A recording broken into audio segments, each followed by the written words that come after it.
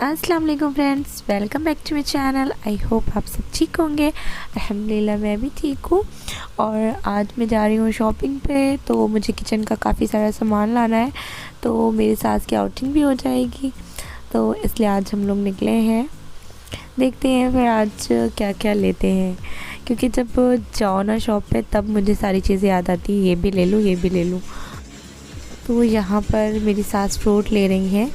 अच्छा, तो मेरे अम्मा ने बोला मुझसे कि तुम्हें जो जो चीज़ें लेना हो ना वो उसे लिख लो, क्योंकि मैं भूल बहुत रही हूँ आजकल, बहुत ज़्यादा। लेकिन ना मैं लिखने बैठी, मुझे याद ही नहीं आ रहा कि मुझे क्या लेना है। तो मुझे समझ ही नहीं आ रहा मुझे लेना क्या है। मैं लिखने बैठी, अम्मा फिर बोली किचन में जाकर देखो क्या क्या चीज़ों की ज़रूरत है। तो मैंने देखा, जो चीज़ें मुझे सामने दिखी मैंने लिख लिया, बाकी चीज़ मुझे याद ही नहीं आई। लेकिन ना जब वहाँ पर जाओ तो बहुत सारे सामान देख के याद आ जाता है। तो फाइनली हम लोग शॉपिंग करके आ चुके हैं और यहाँ पर सारा सामान है, आप लोग देख सकते हैं कि मैं कितना सारा सामान लेकर आई हूँ। तो पता है, सामान शॉपिंग करने में नहीं है बुरा लगता। शॉपिंग करना तो लड़कियों को वैसे भी बहुत पसंद होता है, स्पेशली अपने कपड़ों की। मुझे तो कपड़े ख़रीदना बहुत पसंद है, तो शॉपिंग करते वक्त बहुत अच्छा लगता है। लेकिन ना इसको ला कर एडजस्ट करने में बहुत ही बुरा लगता है, बहुत बुरा लगता है। मेरा ना मन ही नहीं करता कि मैं ये सारे सामान को रखूँ। जब मैं लेकर आती हूँ, जब मैं सामान वहाँ पर ख़रीदती हूँ ना, तो जब फाइनली गाड़ी में रख रहे होते हैं तो मैं सोचती हूँ ये सारे सामान अब मुझे घर चल के रखना पड़ेगा।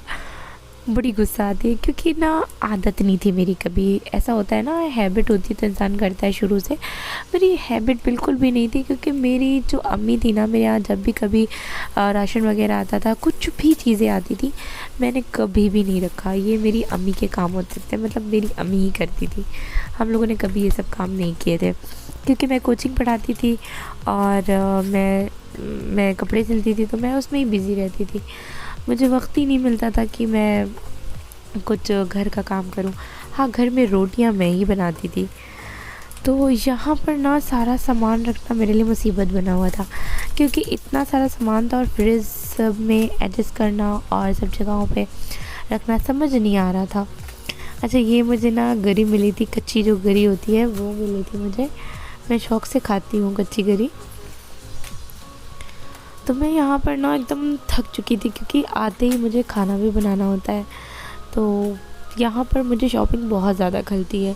इंडिया में क्या होता है ना, मैं निकल जाती थी शॉपिंग पे और अपनी अम्मी से बोल देती थी कि जो भी बनाए वो मेरे घर पे भेज दे। शादी के बाद ये करती थी।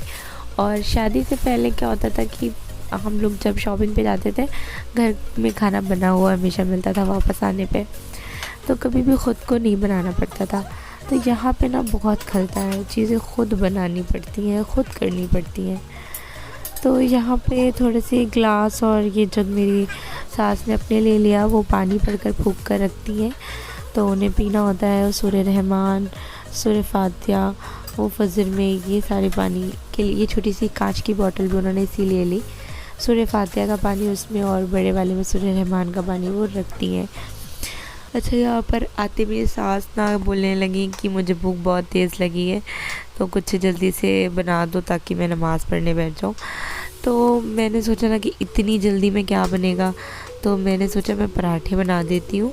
और कबाब मेरे स्टोर रहते, फ्रोज़न रहते हैं, फ्रिज में मैं बना कर रख देती हूँ फ्रीज़र में। तो बस उसे निकाल के फ्राई करके उसे कबाब के साथ खाएंगे तो अच्छा लगेगा। तो मैंने सोचा बस यही कर लेती हूँ मैं, ये सबसे जल्दी रेसिपी ये जो तैयार हो जाएगी, पराठे। तो फिर मैंने ना पराठे जल्दी से बना दिए।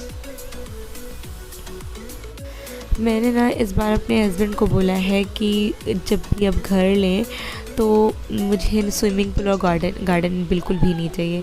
मैं बहुत परेशान हूँ। यहाँ पर ना सारे गोरे गोरियाँ होते हैं और विदाउट क्लॉथ होते हैं।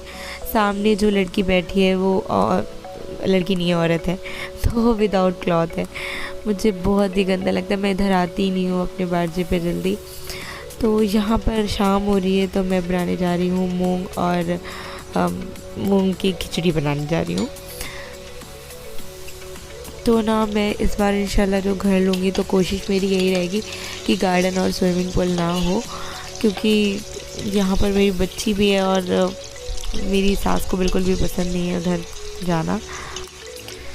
तो मेरी सास की वजह से भी मैंने सोचा है कि इस बार मैं गार्डन नहीं लूँगी। तो देखते हैं अब क्या मिलता है। अगर मेरा ब्लॉग पसंद आया तो मेरे चैनल को सब्सक्राइब करें, लाइक करें, कमेंट्स करें।